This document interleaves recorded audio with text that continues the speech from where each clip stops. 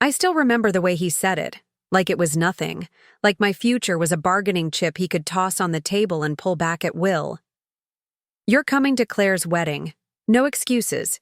If you don't show up, I'm cutting off your tuition. That's final." Just like that. He didn't yell.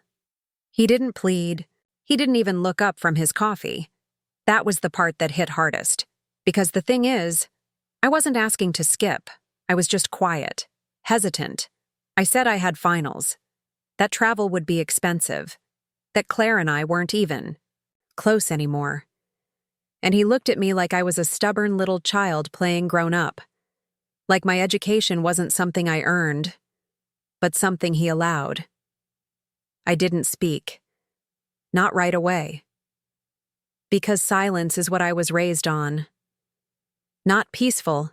Silence, no. The kind that wraps itself around your throat when you want to scream, but know it won't matter. The kind where you become so used to being ignored that you stop trying to be seen. So I just stood there, letting the words sink. Not the demand. I'd expected that, but the threat. The line I hadn't thought even he would cross. I'm Ava, 20 years old, studying architecture, holding on to a partial scholarship, and working 2 part-time jobs just to keep the rest paid. Rent, food, books, and all on me. But the gaps, the fees, the things they don't tell you about in the brochures, that's where he came in. That's what he used to remind me that nothing I had was truly mine.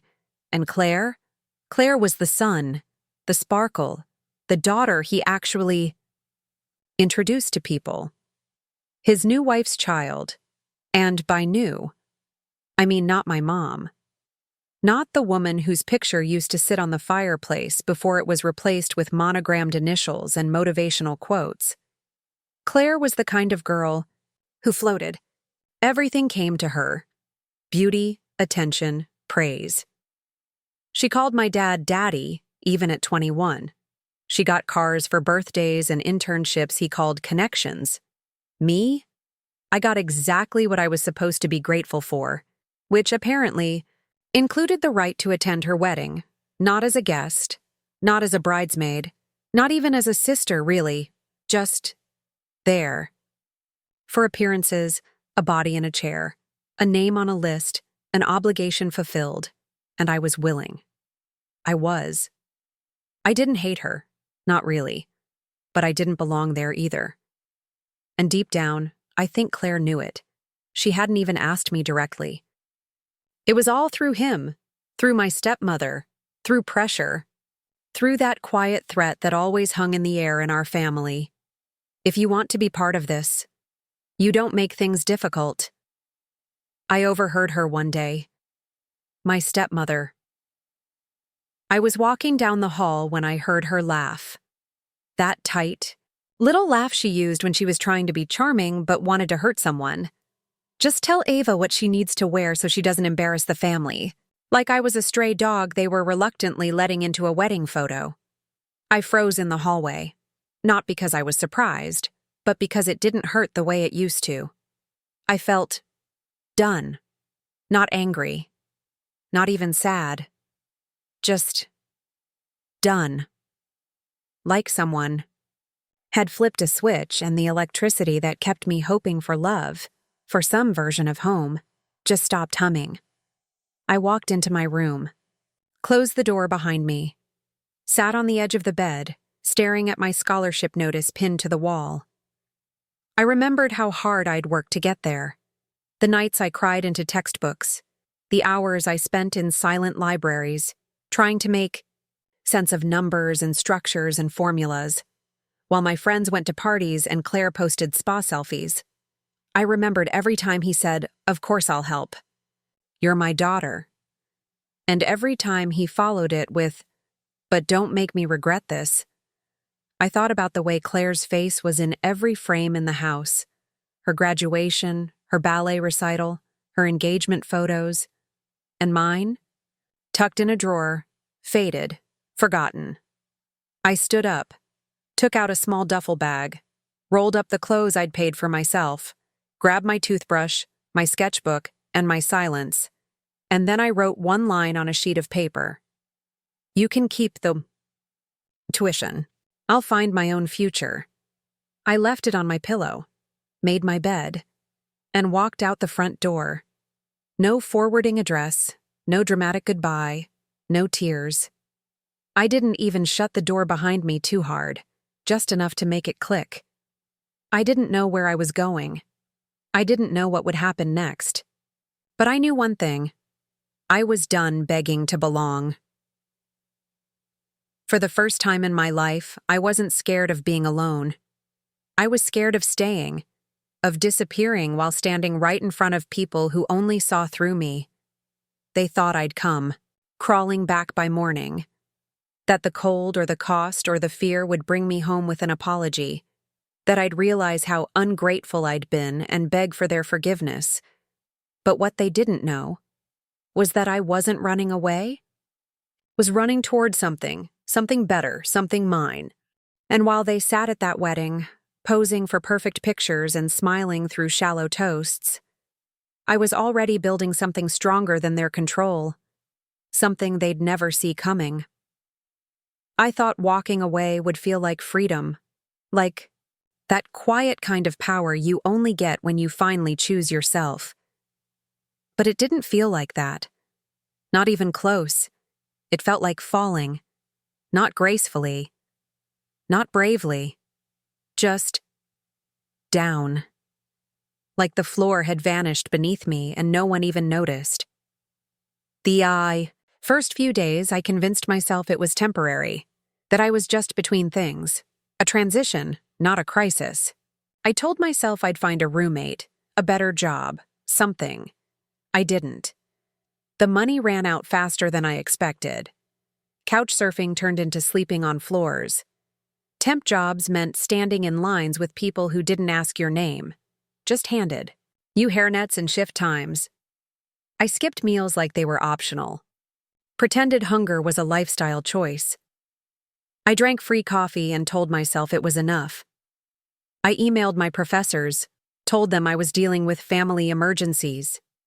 Technically true, but what I didn't say was that I didn't know if I could stay enrolled or stay, period. And every day I kept checking my phone, not because I expected my dad to reach out. I knew better than that. But Claire, I thought, maybe, even just a, hey, are you okay? Even just a, why weren't you at the wedding? But nothing. No text, no missed call, no anger, no sadness. Just absence. I searched her wedding hashtag. Online. Saw the photos, the custom floral arch, the catered smiles, the rows of perfect people in perfect dresses. She looked radiant. That kind of glow only someone loved effortlessly can have. And me? I was nowhere. Not in a single tag. Not in a single caption. I wasn't mentioned. Not even by mistake. It was like I had never existed. Like someone had cropped me out of the family album and no one noticed the gap. Even the friends who knew my side of the story, the ones I vented to in late-night dorm chats, stayed quiet. No one wanted to pick sides, especially not against people with power, with money, with curated images and smooth voices that made my truth sound like drama. I stopped texting first, stopped showing up. Watched their names fade from my screen, one by one, like ghosts that never bothered to haunt me. And then came the night at the bakery. A 12-hour shift, off the books, just for a little cash. Flour in my lungs, blisters on my hands. I remember blinking hard to stay awake, leaning on the counter when everything started spinning. I collapsed before I could say anything. When I opened my eyes, I was in a white-walled clinic I didn't recognize. My name was written wrong on the clipboard. They thought I was someone else. For a second, so did I. I had pneumonia, mild but dangerous when you don't rest. And rest isn't free. They asked for an emergency contact. I didn't give one. Didn't have one. I signed myself out early. walked out wrapped in a donated blanket that smelled like mothballs and hospital soap. I slept in a shelter that night. Metal bunk, dim light. The sound of coughing and someone crying through the wall. And in that moment, in that suffocating, echoing silence, something inside me cracked open. Not like a broken thing, more like a vault. And a voice, cold and quiet, whispered inside, my skull. This is what you get for thinking you mattered. I didn't cry. I just reached for the notebook I'd been carrying around like a lifeline. And I wrote, I wasn't invisible, I was erased. That was the first time I let myself write it, not think it, not imply it, but say it out loud, even if only to the page, because it wasn't just neglect. It wasn't just favoritism or pressure. It was erasure. They'd trained me so well to accept the scraps of love that I mistook it for real. They handed me silence and called it peace. They handed me obligation and called it family.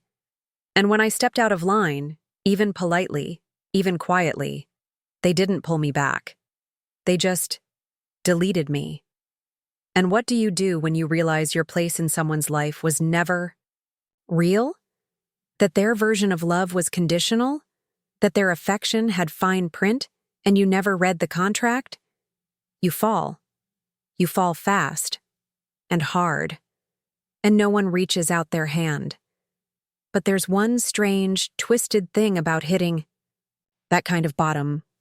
You stop fearing the fall. You stop begging for approval. Stop measuring your worth by who calls and who doesn't. Because once everything is gone, the support, the safety net, the illusion, something else wakes up in you. Not hope, not yet, but something colder, sharper, quieter. It whispers, now you're free. Not because freedom is beautiful, but because there's nothing left they can take from you. They already took your seat at the table. They already took your voice in the story. They already wrote your part out of the script. So what's left? Only what you build yourself. And I wasn't ready to build anything yet. Not really. But I was ready to stop begging to be seen. They thought walking away would break me. That I'd panic and come crawling back. That I'd learn my lesson. But the thing about starting from nothing, you don't have much left to lose, and that makes you dangerous. I didn't plan on working at a women's shelter. I just needed something steady, quiet, something that didn't ask questions, someplace where showing up was enough. The back office was small, filing forms, logging case notes, answering phones when no one else could. No one asked about my past. They only cared if I showed up on time, respected privacy, and didn't break under pressure. It was the first place in months where my name didn't feel heavy. And then one night, everything changed. A woman came in with a baby wrapped in a towel and 2 bruises she didn't bother to hide. Her voice barely reached above a whisper. She shook so hard I had to hold the pen for her while she signed the intake form. I walked her to the room, helped her settle, sat quietly while she cried. And before I left, she looked up at me with eyes that had seen too much, too fast. She said, "Thank you." Just that. 2 words, barely audible. But they cracked something open in me, something I didn't know was still alive. Because for the first time in a long time, I felt it again. Value, not performance, not permission, not being useful or convenient, just worth, even broken. That night, I opened my journal, the one I hadn't touched in weeks, and I made a list across the page in all caps, reclaiming me. Get off the floor. Go back to school, on my terms. Stop needing them to see me, and then I paused. Let the pen hover. Become someone they never imagined I could be. I spent the next 2 weeks researching scholarships, remote universities, international grants, anything that would allow me to finish what I started without being chained to a name I no longer wanted. I found a program, rigorous but flexible. I filed the paperwork. And then, I filed something else, a legal name change.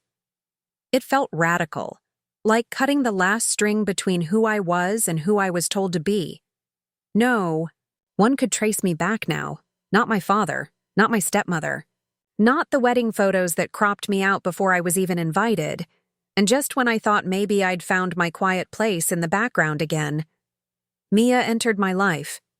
She was one of the counselors, mid-30s, always calm, always little tired, like she'd seen more than she ever said. She used to nod at me in passing, maybe drop a muffin on my desk without a word, until one afternoon, she asked if I could help organize a few boxes of old paperwork. We sat there, in silence, surrounded by folders and dust. And then, out of nowhere, she said, "You have fire under all that silence. Let it burn something." I didn't respond. Not out loud, but something about her voice, like she wasn't complimenting me. She was daring me. She introduced me to someone a few days later, an old professor of hers, a writer, a lecturer. He needed a research assistant. I was terrified, but I said yes. He handed me a reading list the size of a dictionary and said, "Start here." So I did. Family systems, emotional narcissism, power dynamics inside households that wear pearls and fake smiles. I devoured every word. And for the first time, I began to understand what had been done to me, not by mistake, not because of bad timing or personality clashes, but by design, by people who knew how to manipulate love, who turned affection into currency, who taught me that obedience was the price of belonging. And I didn't rage. I didn't scream. I didn't make some dramatic vow to get revenge. I took notes. I filled 3 notebooks with quotes, reflections, triggers, patterns. I highlighted sentences that mirrored my life so perfectly, it made me sick. I looked at old journal entries and, suddenly, they weren't rants. They were evidence, proof that I had been erased on purpose. And slowly, a plan formed, not to hurt anyone, not to get back. That was too small, too petty. What I wanted was visibility. They had ignored me because they could, because I was quiet, because I accepted scraps and smiled politely. But if they wouldn't see me as a person, they would see me as something bigger, bigger than their wedding stage, bigger than their table, seating charts, bigger than the box they buried me in and labeled difficult. I didn't want to be in the picture anymore. I wanted to be on the cover. Mia handed me a flyer one afternoon and said, "You should do this." It was a national essay competition for young women in leadership, focused on stories of resilience, identity, and breaking generational cycles. I almost laughed. Me? Leadership? But something inside me flickered. So I wrote. I wrote everything I had once been too scared to say. About coercion masked as love. About the price of conditional kindness. About the families who demand your silence and call it peace. I titled it, "The Price of a Seat at the Table." And when I clicked submit, I didn't expect anything. But 3 weeks later, it went viral. Published online. Shared by women's groups. Reposted by strangers. Highlighted by organizations that fight for those whose stories get edited out. They didn't just hear my voice. They passed the mic. A panel reached out. They wanted me to speak.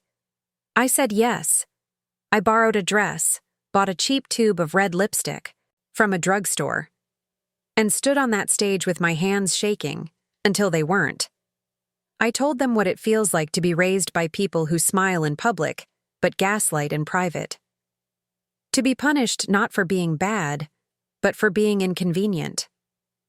To be reminded again and again that love has terms.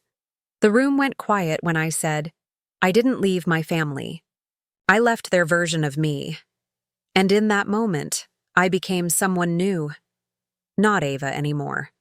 That name was mine once, but it belonged to their story, not mine.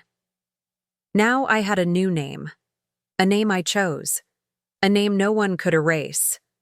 But they still recognized me, even on TV. The day my segment aired, I got a call. The number was familiar. I didn't answer. Then came the email. Just 6 words. "You've embarrassed the family. Well done." I stared at the screen, felt my hands curl, then loosen, and I replied, "Then it must have been worth it." That was the first time I'd said anything to him in over a year. It felt clean, not triumphant, not cruel, just true. A month later, I got a book deal, then a TED Talk invitation, then emails, hundreds of them, from girls, women, even a few, men. People who said, "You told my story. I just didn't know how to speak it." It was overwhelming. And then came Claire. A message. No subject line. No apology. Just 6 words that read more like a whisper than a question. "Are you okay?" I stared at it for a long time. Read it again and again, looking for something deeper. And then I typed back, "I am now. Are you?" A week later, I found out she filed for divorce. Her husband had cheated, twice, but she'd stayed, because she was taught, like I was, that keeping the peace was more important than keeping yourself. We met once after that, at a small cafe across the city.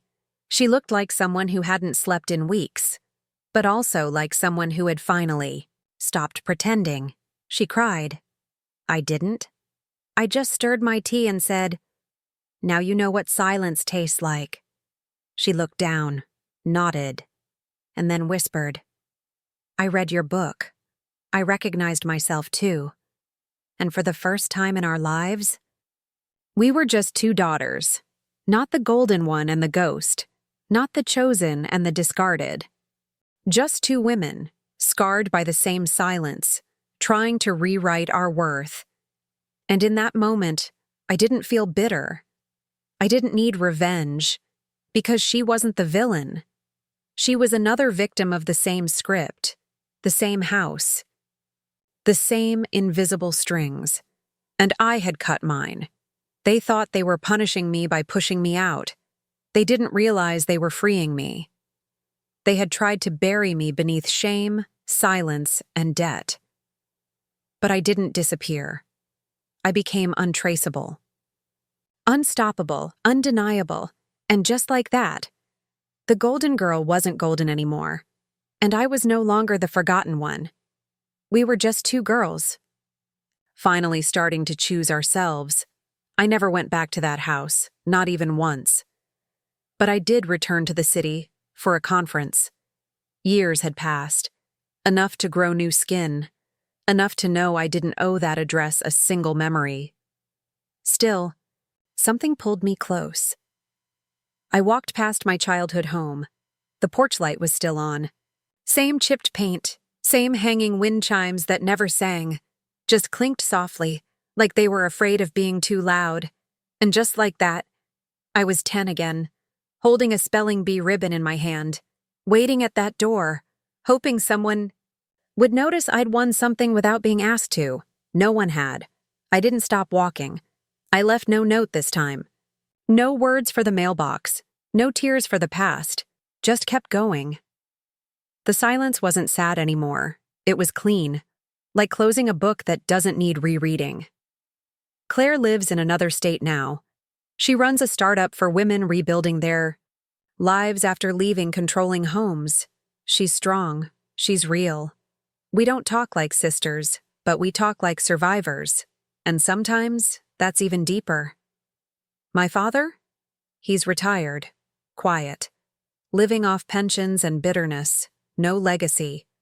No heirs who speak his name with pride. I heard through someone that he tells people he has no daughters. I guess in a way he's right. Because the one he tried to control? She doesn't exist anymore. Sometimes I get requests from universities. They ask me to speak at panels, leadership talks, healing workshops, guest lectures on breaking generational trauma. I got one invite last fall that stopped me in my tracks, a university near where it all started. The subject? How to lead with integrity in a broken system. I said yes. I stood on that stage, same state, different name, and opened with a truth I once thought I'd never say out loud. Once, I had to choose between my education and my dignity. So I chose myself, and I educated the world instead. The audience stood, not for my name, not for some tragic backstory, but for my story. For every girl who had been told, "Be quiet and be grateful." For every student who carried family shame like a second major. I looked out and realized I hadn't vanished. I'd just reappeared in places they never expected. On stages, on screens, in classrooms, in courtrooms, in letters and inboxes and whispered conversations between women who now knew they weren't alone. I was there. And not just as a face, as a voice, as proof that you can be erased and still rewrite your name, that you can lose everything and find something better. That love, when it's real, never requires you to shrink. I still get messages sometimes from girls who write, "Your book was the first time I felt seen," from mothers who say, "I was the daughter you wrote about. I just never knew how to forgive her." And every time I read one, I feel that little flicker again. The one that started the night I walked out with nothing but a journal and a goodbye. Note, the flicker that said, "You don't need a seat at their table. Build your own." I'm not perfect. I still flinch when someone raises their voice too quickly. Still carry caution like a habit. But I'm free.